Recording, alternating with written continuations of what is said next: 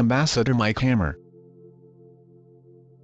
Will he hammer the root cause of the mess in Ethiopia, TPLF, or he is going to hammer the victims as his predecessors did? Time will tell us who the real contribution of the ambassador will be. Before diving into telling you about the ambassador, let me say something about the distorted information circulating in the media about the war and politics in Ethiopia.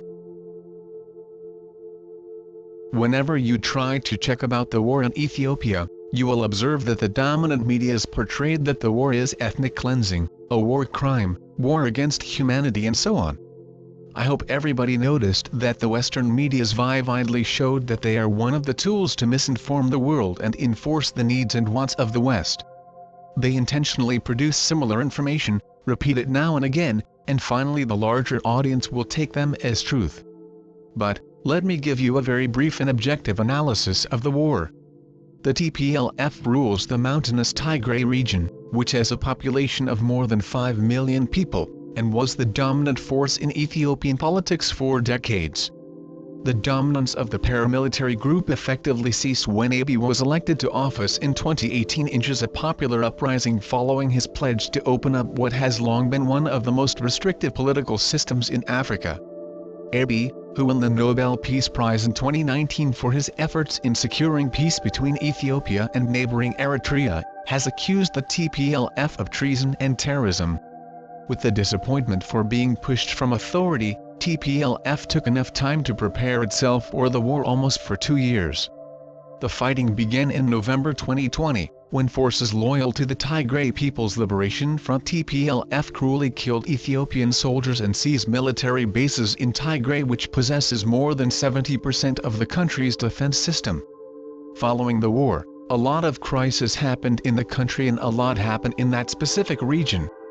A joint investigation by the Ethiopian Human Rights Commission and the UN Human Rights Office concluded that there are reasonable grounds to believe that all parties to the conflict in Tigray have, to varying degrees, committed violations of international human rights, humanitarian and refugee law, some of which may amount to war crimes and crimes against humanity.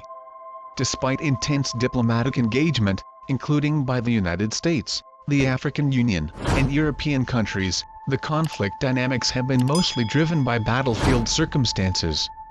The writer believed that the Western media and the Western countries fueled the war than genuinely liking for political settlement to the conflict by sanctioning and pressurizing the elected government. The early ambassadors have never contributed to bring about peaceful political settlement. The newly appointed ambassador, Ambassador Mike Hammer, is hoped to come up with better approach that will benefit United States and Ethiopia mutually. As Ambassador David Satterfield prepares to step down from the role, United States announced that Ambassador Mike Hammer will succeed him as U.S. Special Envoy for the Horn of Africa. United States officially acknowledged Ambassador Satterfield for the experience and determination he brought to the role. It has a hope to the energy and vision that Ambassador Hammer will now lend to the efforts in the Horn of Africa. His appointment underscores United States' commitment to diplomatic efforts in the region, most urgently in support of an inclusive political process towards peace, common security, and prosperity for all people in Ethiopia.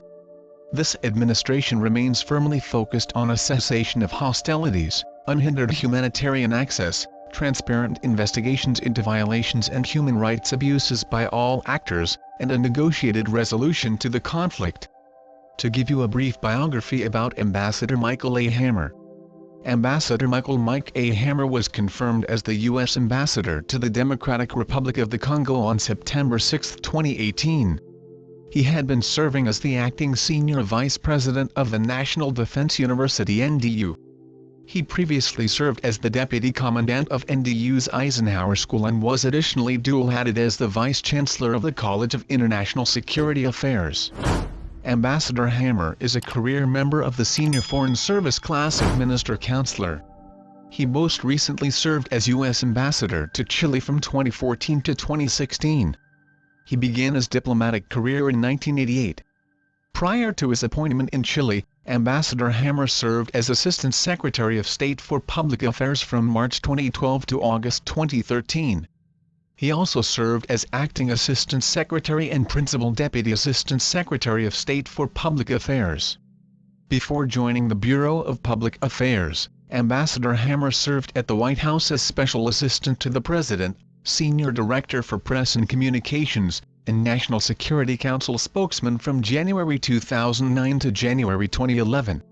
He previously served at the National Security Council as Deputy Spokesman from 1999 to 2000 and as the Director of Indian Affairs from 2000 to 2001. Ambassador Hammer's overseas postings include Bolivia, Norway, Iceland, and Denmark. His other State Department assignments include the Operations Center and serving as Special Assistant to the Under-Secretary of State for Political Affairs.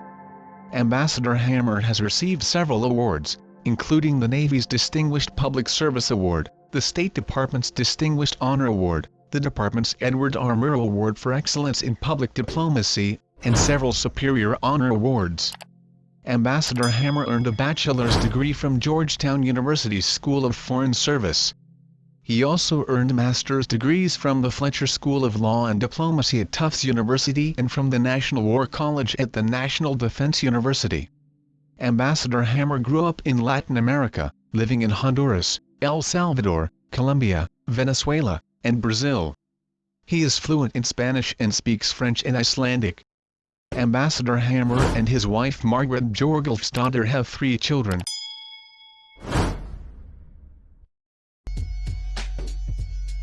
Thanks for watching. If you like this video, like, share, and subscribe.